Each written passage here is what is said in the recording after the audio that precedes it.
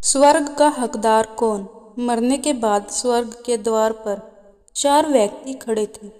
इन 4 व्यक्तियों में पहला राजा था, दूसरा एक बिजनेसमैन था, तीसरा पंडित था और चौथा एक आम आदमी था।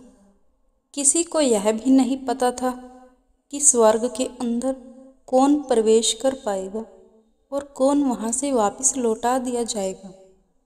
सब स्वर्ग का दरवाजा खुलने की राह देख रहे थे और आपस में बातें कर रहे थे। जैसे कि राजा को मरने से पहले ही आदत थी, उसने अपनी बात सबसे पहले बताई।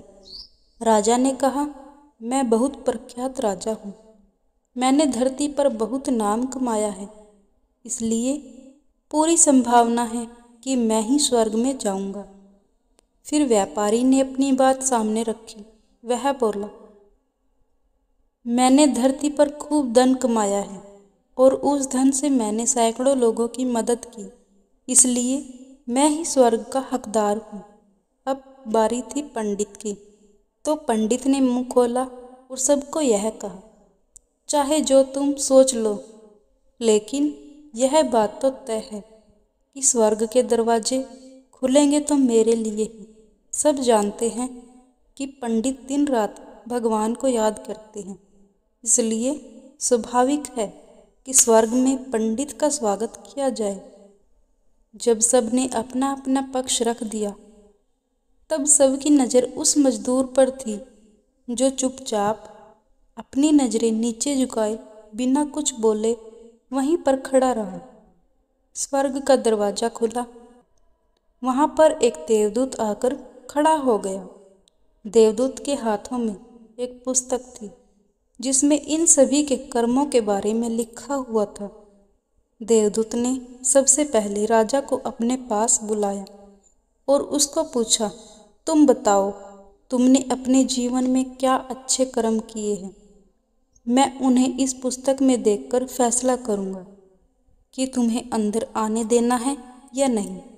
राजा ने कहा, मेरा राज्य जितना बड़ा था उतना ही समृद्ध था और मेरी राज्य के सभी लोग खुशहाल थे।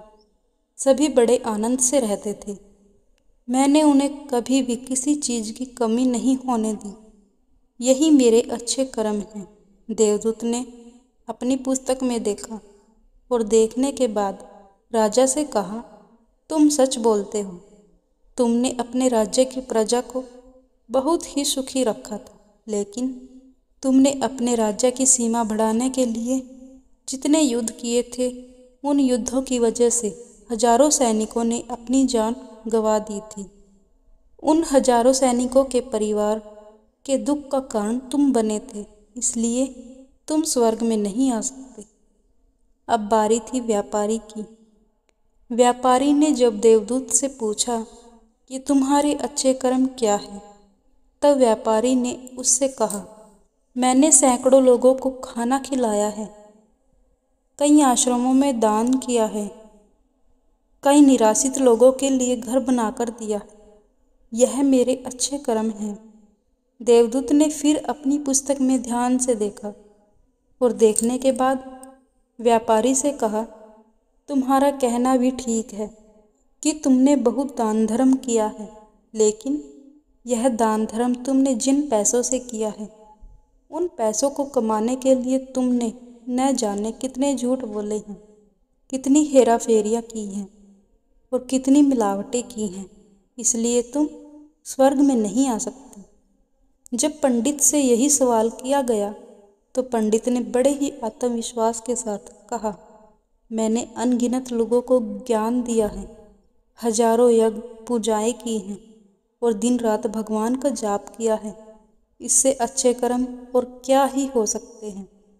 देवदूत ने अपनी पुस्तक के अंदर झांक कर देखा और पंडित से कहा, आपने जितने भी लोगों को ज्ञान दिया है, उन बातों पर खुद कभी अमल नहीं किया। आपने यज्ञ पूजा या भगवान का नाम निस्वार्थ भाव से कभी नहीं लिया, इसलिए आपका भी स्वर्ग में आना प्रतिबंधित है। मजदूर यह सब देखकर हैरान था। अब तक वह जिन्हें महान समझता आ रहा था, उनकी व्याख्या स्वर्ग के दरवाजे पर आकर बदल गई थी। धरती पर जिन कामों को अच्छा समझा जाता है, उनका यहाँ पर कोई मूल्य नहीं था। यमदूत ने इस मजदूर को अपने पास बुलाया और इससे पहले कि वह उससे उसके अच्छे कर्मों के बारे में पूछता, मजदूर बोल पड़ा, प्रभु, मैं जानता हूँ कि मैं स्वर्ग में आने के लायक नहीं हूँ, लेकिन मैं फिर भी एक बार बाहर से ही स्वर्ग को झांक कर देखना चाहता हूँ। बस इससे ज़्यादा मेरी कोई इच्छा ही नहीं, क्योंकि ऐसी इच्छा पालने के लिए मैंने जीवन में कुछ भी अच्छा नहीं किया। मैं पूरा दिन मेहनत करता और जो भी पैसे कमाता उन्हें अपने परिवार के पालन पोषण में खर्च कर देता, इसलिए दान धर्म के लिए कुछ बचता ही नहीं। लोगों की भला मैं क्या सेवा करता, क्योंकि काम के बाद जो थोड़ा सा समय मिलता उसको अपने ही बूढ़े माँ बाप की सेवा में बिता देता। यह सब करने के बाद मैं कभी कभी मंदिर चला जाता और भगवान से जैसा भी मुझे दिया है उस जीवन के लिए धन्यवाद कहता। देवदूत ने अपनी पुस्तक में बड़े ध्यान से देखा और थोड़ी देर देखता ही रहा। उसने फिर मजदूर से पूछा कि तुम याद करके बताओ, तुमने कभी तो कोई अच्छा काम किया होगा। मजदूर ने थोड़ी देर सोचने के बाद बोला, हाँ, मुझे थोड़ा थोड़ा याद है। एक बार मैं बहुत भूखा था और मैं खाना खाने बैठा ही था कि एक बहुत ही कमज़ोर कुत्ता जो ठीक से चल भी नहीं पा रहा था, वह मेरे पास आकर बैठ गया और मेरे खाने को देखने लगा। तब मैंने अपनी रोटी उसे खिला दी और उस दिन मैं खुद भूखा सोया था। मजदूर की बात सुनने के बाद देवदूत मुस्कुराया और मजदूर को बड़े सम्मान से स्वर्ग के अंदर ले गया। दोस्तों, अच्छे कर्म लोभ, मोह, माया इन सब भाव में आकर नहीं किए जाते और ना ही उन्हें अच्छे कर्मों की श्रेणी में गिना जाता है।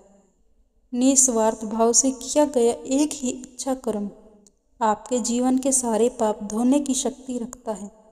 इसलिए जब भी मौका मिले निस्वार्थ भाव से और अच्छे मन से अच्छे कर्म किया करें। दोस्तों, अगर आपको यह कहानी अच्छी लगी तो हमारे चैनल को लाइक, सब्सक्राइब एंड शेयर ज़रूर करें।